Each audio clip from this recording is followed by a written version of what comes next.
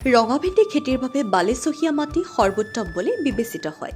ভাল উৎপাদন আৰু গুণগত ফলৰ বাবে পথাৰত পানী নিষ্কাশন সঠিক হ'ব লাগে আৰু মাটিৰ pH মান 6.5 পৰা 7.5 ভিতৰত হ'ব লাগে।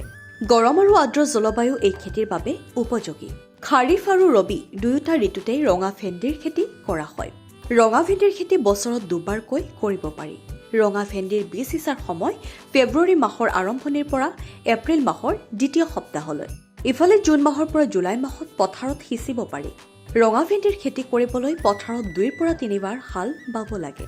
তাৰ পিছত পথাৰখন কিছুদিন শুকাবলৈ দিব লাগে।